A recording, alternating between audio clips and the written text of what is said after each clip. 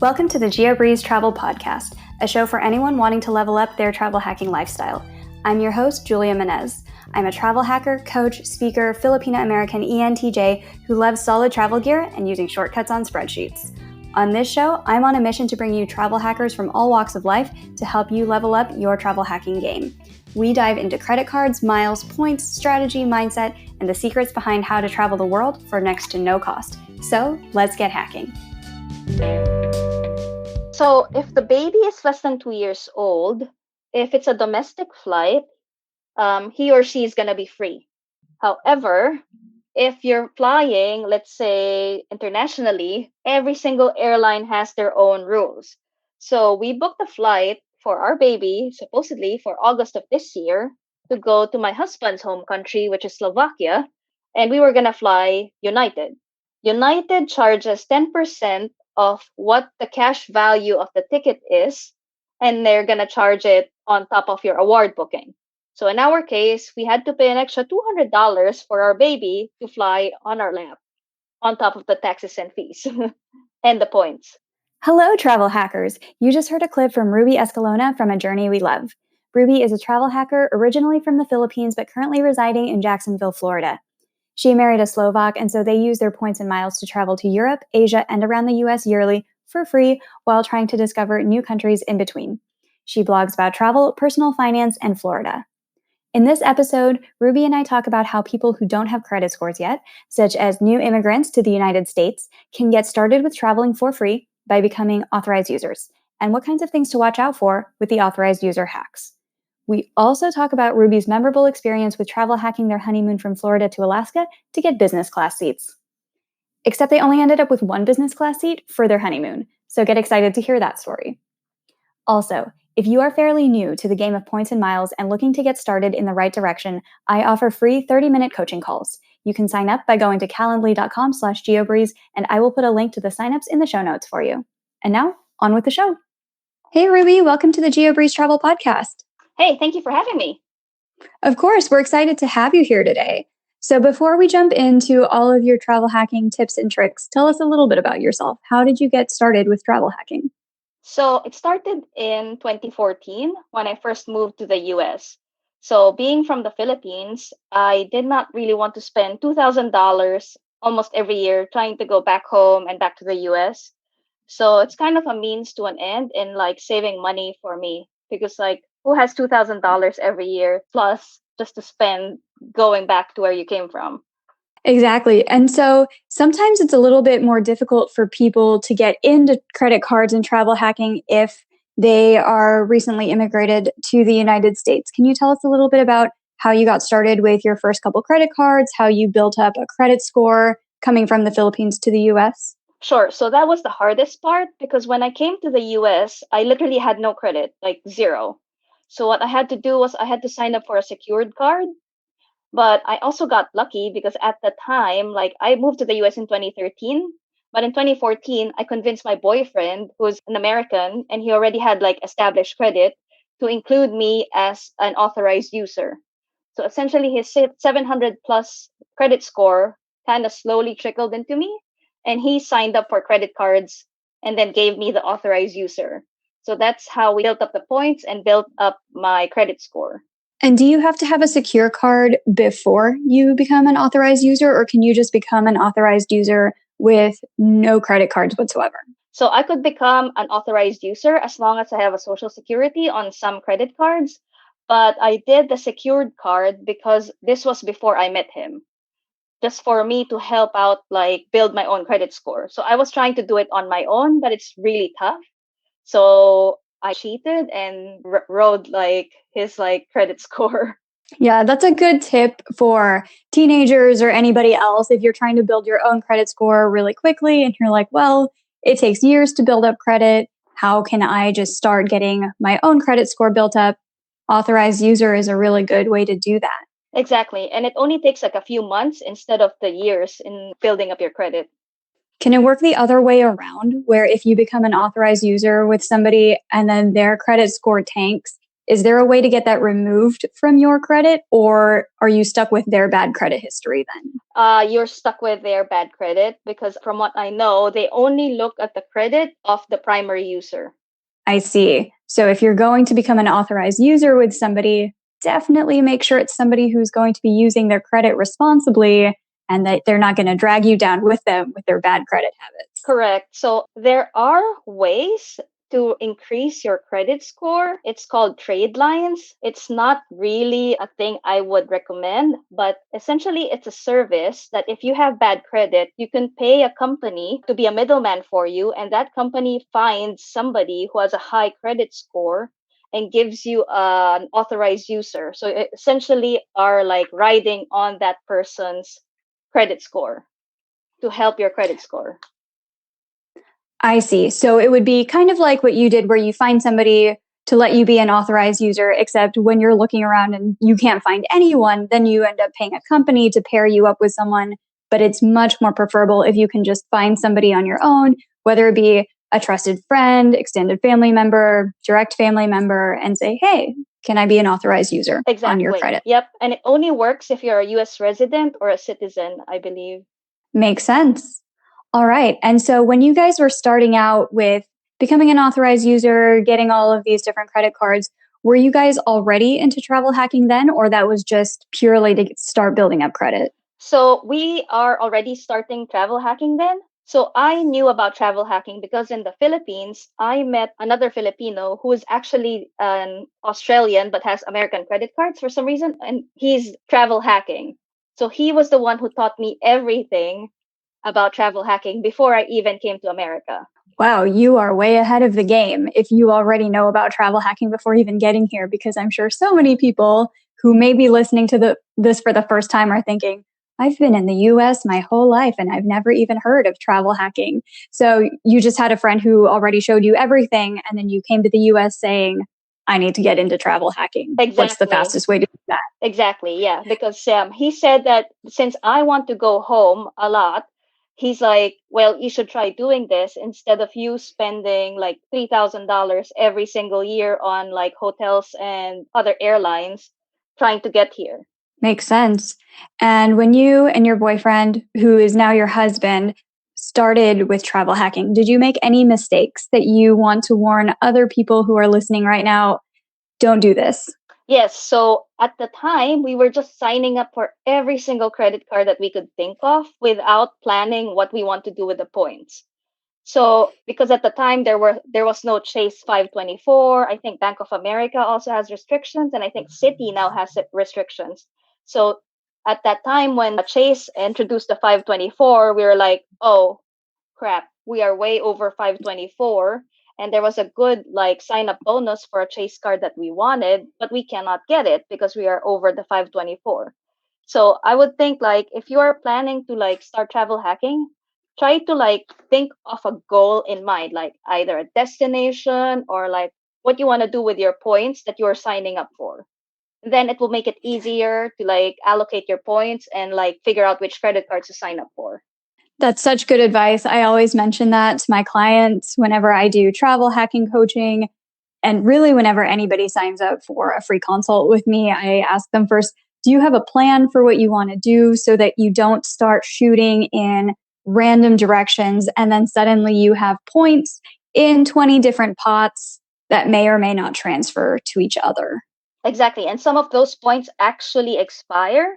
So if you are not like on top of it, like some of those hard earned points actually just disappear. What were some travel hacking credit cards that you opened back in the day that ended up just going to waste because you were never able to combine it with other cards, or you never got to use it before it expired? Do you have any examples? I don't really have any. I think we used most of them eventually, but Hilton, when they devalued, we were sitting on like a few 100,000 Hilton points. And when they devalued their currency, we were like, oh, suddenly everything is 4 times more expensive than when we were planning. So then we had to like come up with ways to get more points. The same as IHG, when they devalued, we essentially ended up like, oh crap, we need more points. So essentially, we just like kind of miscalculated because devaluations could happen anytime. And our trip was like not until like 2 years from now. So I guess like evaluations could happen anytime. So I think people just earn and burn, as they say. But I haven't really had anything expire. That makes sense. And the earn and burn strategy has come up before with lots of different interviewees where they say, as soon as you get points, have a purpose for those points, spend them, take your trip, because you don't want to just be a points hoarder. And then exactly what you mentioned happens where the points get devalued, where before you thought you needed 50,000 points for a trip. And then suddenly now you need 70,000 points because they changed the reward chart. And if there's no way to get that other 20,000 points because you're working on a different credit card minimum spend or something else, you are in a tough spot. So always try to have a plan for what to do with your points and how to get through them relatively quickly. Yeah, and I would say don't plan too far in advance like we did with that mistake.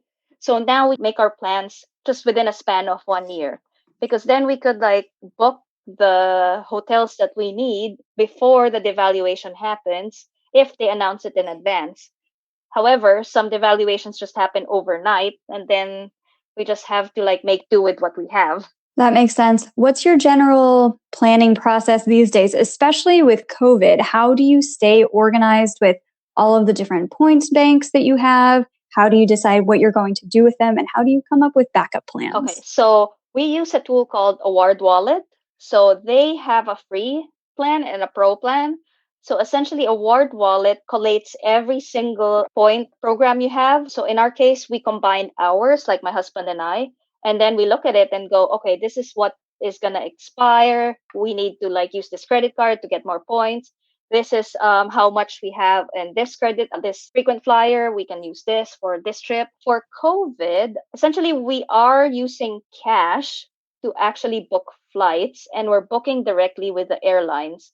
Because the scary thing with COVID, when all these like cancellations were happening, if you were like using the portals, let's say Ultimate Rewards or Thank You Points, you might have an issue getting your refund back compared to if you book directly with an airline. So in our case, we had a few cruises booked, a few airlines booked, and they all canceled because of COVID. And then cancellation was a breeze because we used points and we booked directly with the airline, like United, and we only got our refund like 2 weeks after. Whereas like my in-laws, they booked through a partner site. It's within the same airline. What's that? The Star Alliance, the Airline Alliance. But they booked through a different airline alliance to fly this other airline, and it took them 3 to 6 months to get their refunds back. So that's like the different part with COVID. Like we now make sure to book directly with the airline instead of going through a portal. What else? How do we do backup plans? With COVID, everything just changes at once. Lockdowns could happen like in a few days. So what we do is we book cancelable hotels. Like right now, hotels are a bit loose with their cancellation policy that they allow you to cancel a day in advance, a day before your check-in when you use points, and you get all your points back. So that's why we kind of use points right now to book speculatively, and it's easy to cancel if something happens. Because like right now, like we don't know like if let's say Georgia will close their border or like New York is close to Florida right now unless we like quarantine. So we had to like make alternate plans and like just do road trips for now because like pretty much every single state that we want to go to is close to us. Yeah, that makes sense. Just having a lot of backup plans as far as speculative bookings and always checking the terms and conditions for cancellations for your hotels and airlines these days. They are a lot more flexible now with the COVID restrictions. I remember back in the day, only Southwest was going to allow you to cancel your flights and then get the points or the credits immediately back into your account. But now, even JetBlue, American Airlines, Delta, United, they are all a lot more flexible with what they will allow, but they have different terms. So it's important to be up to date with what your airline will allow before you book. Correct. Yeah. So we have some speculative bookings in 2021, but we made sure those are with the airlines that we know we can change or cancel our flight for free.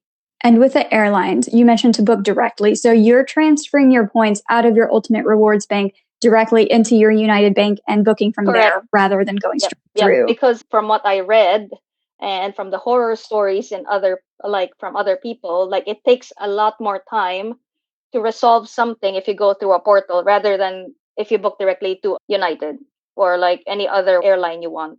Makes sense. Transfer partners are your friends. Correct. All right. So tell us a little bit about your day-to-day life. What do you do for your day job? So I'm an accountant for a living.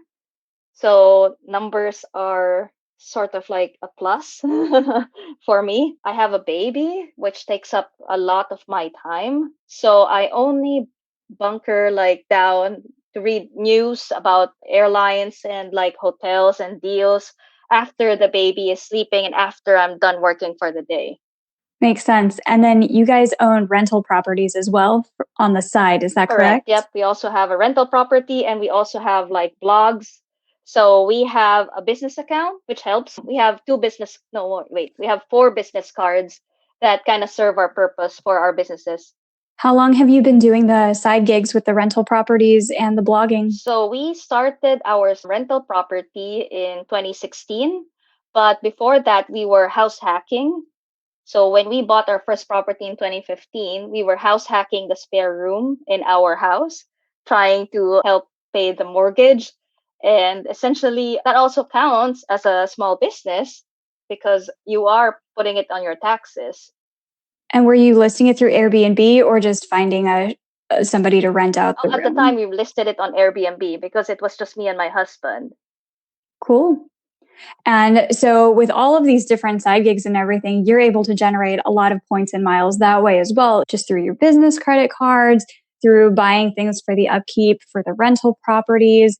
Do you have a lot of expenses that go into the blog? Not that much. It's mostly the rental that gets a lot of the business expenses. And how long have you been blogging? I've been blogging pretty much since 2007, but that was the age of like Blogspot and the free WordPress sites. Like having your own .com in like early 2000 was not really that heard of. You just blog because that was your thoughts out in the world. And in 2015, that's when we bought our .com and started our blog, pretty much. And your blog is a travel hacking blog or a regular travel blog? What do you blog It's about? a regular travel blog that we mix personal finance in, like our thoughts about our travels and personal finance. And we also, because COVID, we started a new blog about Florida in 2020. Very cool. And just about what life in Florida is like in the midst of a pandemic? We started writing that about like things that we did, things to do, hotels we've stayed in, like hotel reviews in Florida, because it's our like love letter to the state that we live in. Nice. So a lot of staycations and what you should do if you're staying within Florida and what's even open and things to still do in 2020. Yep. And we did shout outs on our favorite like shops, like the small businesses that we support, like in the cities that we go to, because small business owners are really hurting during this time. So we thought that like giving them a small review would help. Absolutely. And you're in Jacksonville, Florida. Is that correct? Yep.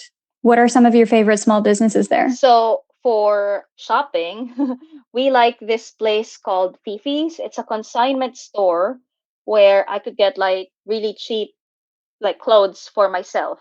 So that was my go-to spot when I just gave birth and I needed like clothes for work because I only went to work for like 2 weeks and then they shut down everything. But I still needed the clothes because I'm bigger after birth. So that was my favorite like store. But for restaurants, we like this place called Bento. It's now a Florida chain, but it started out in Jacksonville. So it's an Asian fusion restaurant that we keep going back to. Nice. And so you gave birth right before the pandemic. Correct. Then? Yep.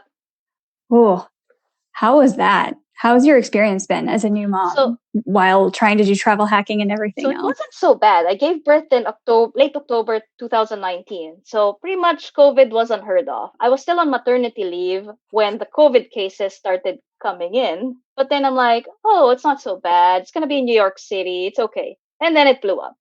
So I went back to work and then pretty much 2 weeks after, they sent a mass email saying, okay, everybody is going to work from home. You're not allowed to go to work. So that stuff. Daycare was closed. So we had to like stay with the baby for like a few months. So that was a challenge because I did not know how to navigate work, travel hacking, and the baby at once. So it took me like a few months to like get my groove back pretty much because we have the rental property going on and we needed to fill a vacancy at the time during the middle of COVID. So it's really stressful. Absolutely.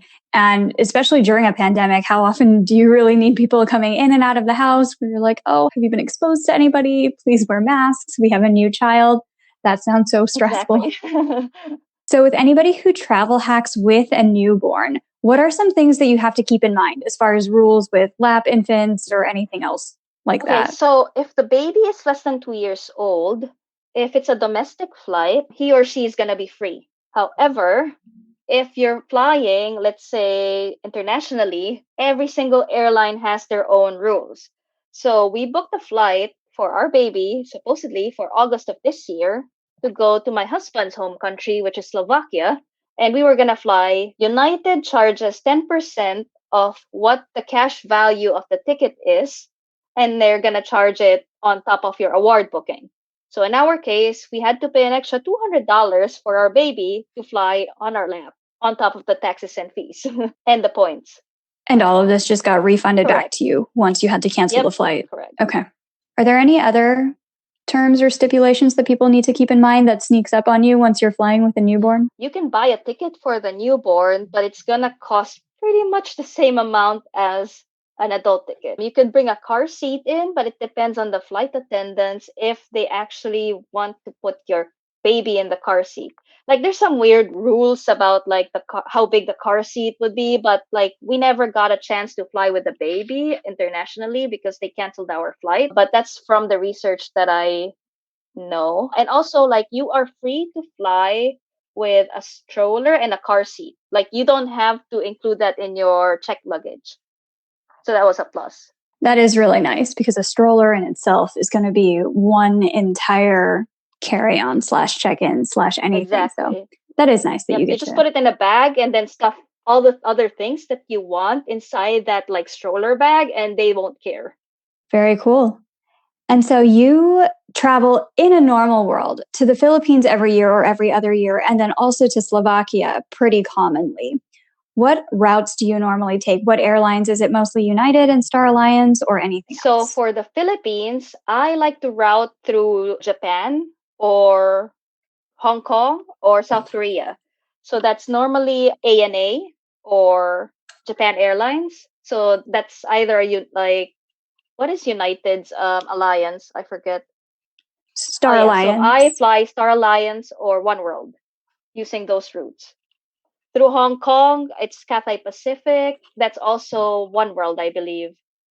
Yeah, so I normally fly those two. And which cards do you usually use in order to earn points that you transfer to those airlines? We mostly rely on American Airlines at the time to book through Japan Airlines because Japan Airlines charges by segment, which makes it so much harder because I'm in the East Coast. And yeah, doing the routing on Japan Airlines is really tough. So I just use American Airline miles. And I also use Ultimate Rewards that I transfer over to United to fly that route. Do you have any favorite cards that you like to use to earn American Airlines miles or United or Ultimate Rewards? Ultimate Rewards, we have like what you call the trifecta. We have the Ink Business Cash that gives us the 5x at office stores, office supply stores. We have the Chase Freedom, the old Chase Freedom. Now it's I think Freedom Unlimited. Yeah, the grandfather Chase Freedom that gives us 5x every quarter. And we also have the Chase Sapphire Preferred that gives us 2x on travel. So we use those three Chase cards. Nice. Yeah, the Chase Freedom, I have that one, and it's since now turned into the Chase Freedom Flex, where you can still get 5x points on certain rotating categories every quarter, whereas the Unlimited will get you 1.5x everywhere. The Flex and the Unlimited both also come with some really nice features like higher points earnings on grocery stores, drugstores, and a lot of other things. So Chase was very generous this year with the point signups and different special categories for their new Freedom Flex and Freedom Unlimited cards? Yeah, it's great, but we don't qualify for it anymore because we still have the Freedom card. And now Chase only allows you to have one of each. It's like, yeah, there's strict rules.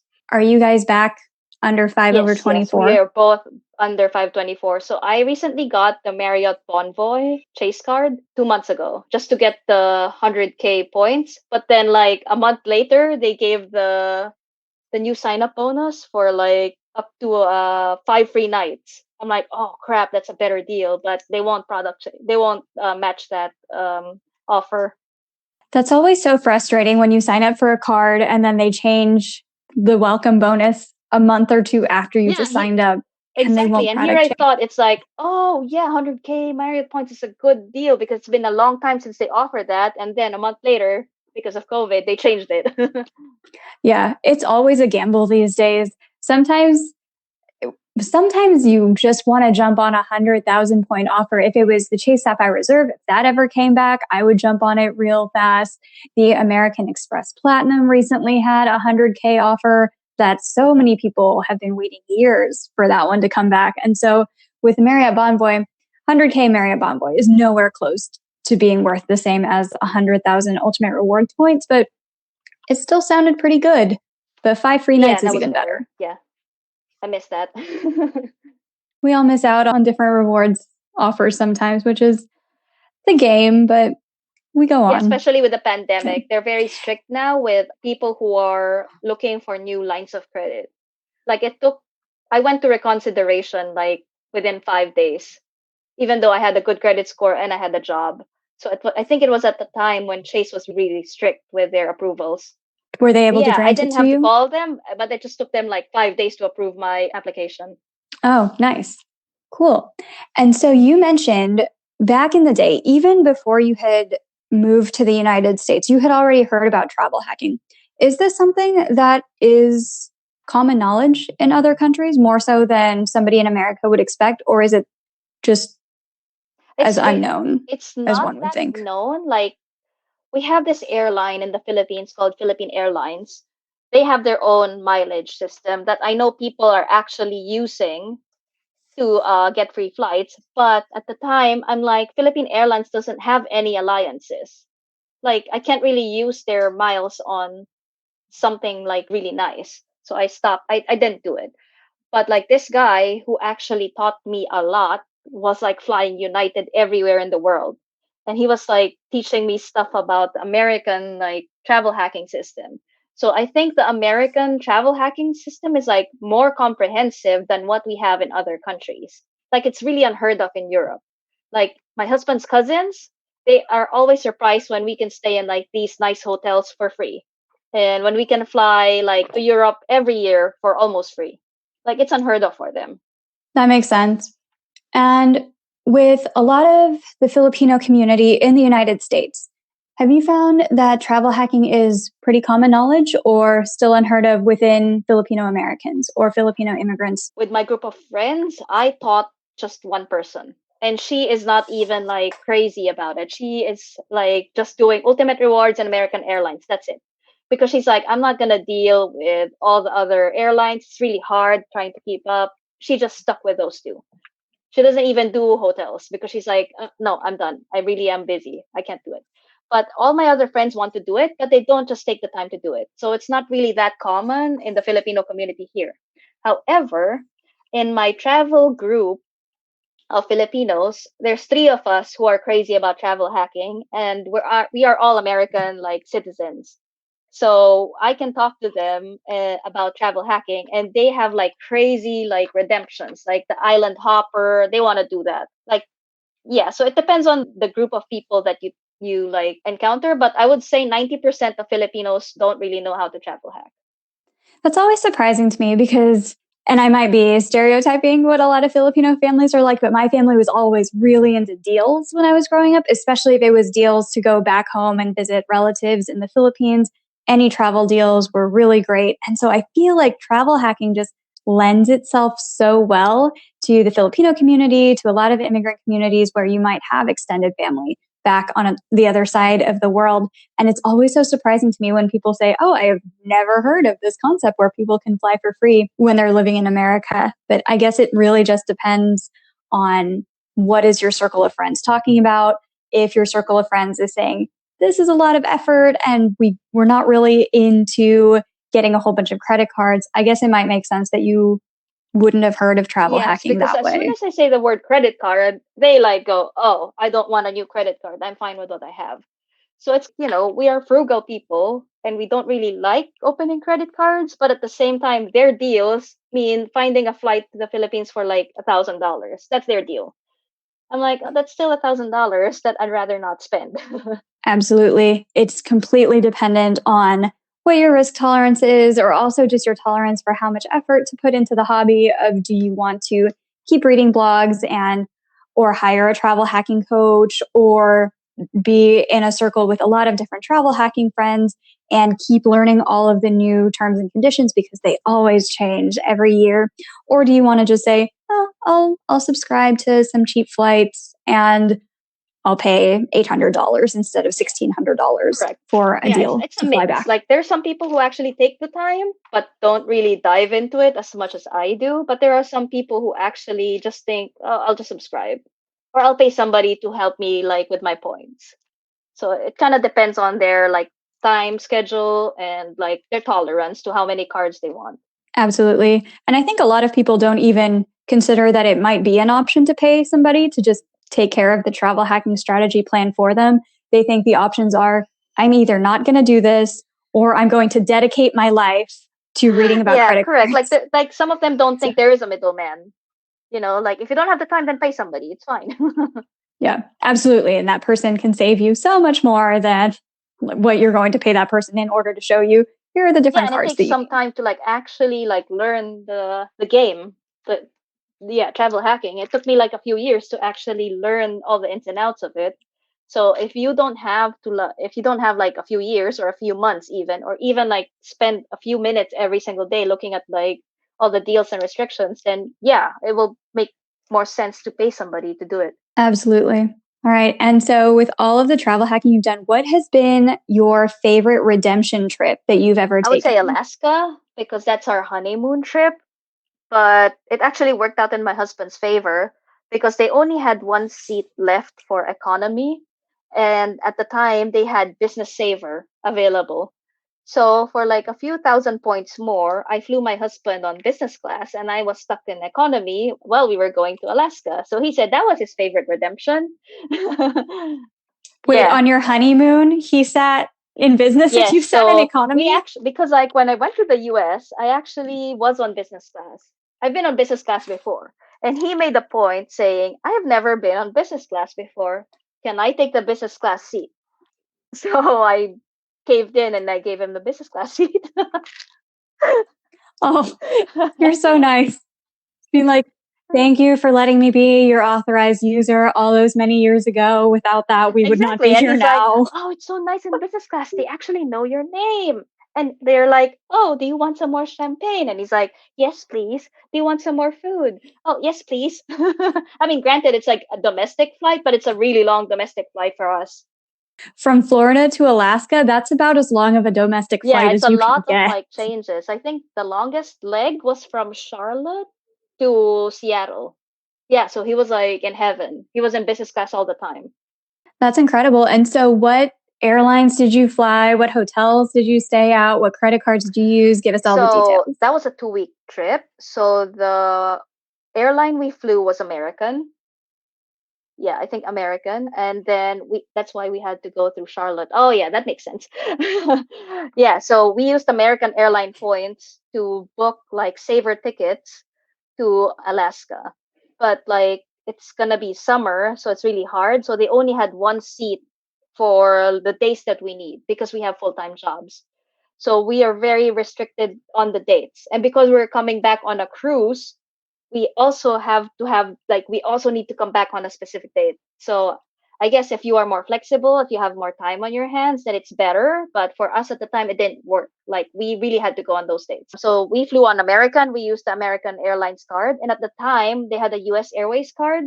So we both signed up for a US Airways and an American Airlines card. So that's like 80,000, no, 100,000 points, I believe, for every single one of us. So that's two people. And then when we were in Alaska, we mostly stayed in like Wyndham hotels because there's really not many redemptions available in Alaska.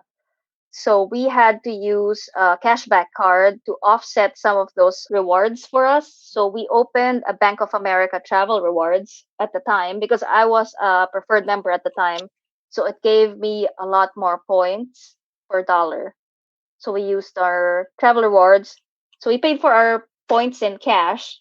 No, sorry, our hotels in cash, and then we offset it with the points from a cashback cards. We also stayed in Denali, and we also used our Bank of America cards for that because there are no chain hotels in Denali, like in actual like within the park limits. Because if you say Denali, be very careful. Some of them say it's close to Denali, but it's an hour drive away. So we had to splurge for that. The cruise, we had to use our cashback points as well because you could use your airline points to or like the Ultimate Rewards portal, but it's like for me, it's like doesn't make sense. So we tried to use our cashback for that. So we had to manufacture a lot of cashback spend to try and pay for some of the cruise. But we still ended up like with a little bit of cash out because it's an expensive cruise. It's like $3,000. No, for both Per of us. person? Okay. And so by manufacturer, you're talking about the we money do order the money thing? order thing. Yeah, makes sense. A lot of people do that when they're trying to generate a lot of points. You're like, well, we don't have that much of a budget. What are we going to do? And so when you're booking these different trips, like to Alaska or Antarctica or somewhere where they just don't have chain hotels, that's when cashback cards like Capital One, Bank of America, those are really Yes, or going to you come can in handy also for you. try to use the portal. Like I know Thank You has a hotel portal that has good prices and also Ultimate Rewards. Like if you have a reserve card, you get 1.5x per dollar. Oh no, 1.5x per point, I think, when you redeem on the portal. So yeah, that could come in handy. But again, not all the hotels that you need are on the portal. Some of them are actually like very niche. Or you could use Airbnb, and then you could use like some deals where you buy the gift cards 20% off and then book the Airbnb. Yeah, you can buy discounted gift cards. You can also use your Chasing Cash to just buy Airbnb gift cards from Staples or Office Depot or something like that. So you're getting that 5x back on Airbnb gift cards. There's a lot of hacks for Oh yeah, or the Airbnb these grocery days. stores if they're in the freedom cycle. Yeah, it depends on like what you need. Perfect. And so as we're wrapping up here, with all of the different travel hacking knowledge that you have amassed over the years, what would you say is your best one-line piece of advice for listeners Plan your today? trips in advance. If you want to go to Costa Rica next year, you should start planning which cards you're going to do this year because then you will have more of like a goal, like how much spend do I need to which card do I need to sign up for? Then you're not all over the place. Like, oh, if I fly this airline, I'm going to get this points. Like you're more organized that way, and then you get more redemption options. So let's say you want a hotel in a very exclusive in a specific time frame like we do, then you could book in advance. And then if it devalues in the future, then fine, you're better off. I would say yes, plan all your trips at least a year in advance. Sounds good. And could you nominate a travel hacking friend whose advice you find particularly useful that you would encourage Okay, listeners to so go check out as well? my favorites are Bald Thoughts. He's on boarding area. His name is Lee Huffman. I met him in FinCon last year, and he knows so much more than I do. And then you could also go with less. So they're a husband and wife team, and they're really like they're more YouTubers, but like they're really good with travel hacking. Perfect. And where can Oh, we you could find go you to on our the blog internet? at journeywelove.com or voyageflorida.com or Facebook. You can search us or like look for me, Ruby Escalona. I'm mostly on Facebook or our blog. Do you do Not Instagram much. much? We used to, but yeah, you could also hit me up on Instagram at Journey We Love. Sounds good. Well, thank you so much for coming on the show Oh, today. thank We've you. learned so much Thank you from for having you. me. Have Of fun. course. Take care.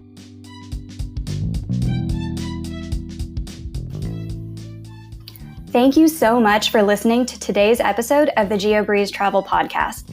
If any of the cards or other tools mentioned on today's call piqued your interest, please use the links in the show notes to apply or to learn more about any of the cards. Commissions earned from these signups help to support the podcast. Additionally, the single best travel hack I can recommend is finding friends who can show you about even more travel hacks, and it would mean the world to me if you could subscribe to this podcast and share it with a friend. And if you would like to meet even more travel hacking friends, come join one of our travel hanging hangouts. We discuss behind the scenes tips, celebrate each other's wins, and mostly just enjoy being around other people who enjoy this hobby just as much as you and I do. If you would like an invite to the next one, just head over to geobreezetravel.com/hangouts and sign up to be on the invite list. See you there, take care, and happy travels.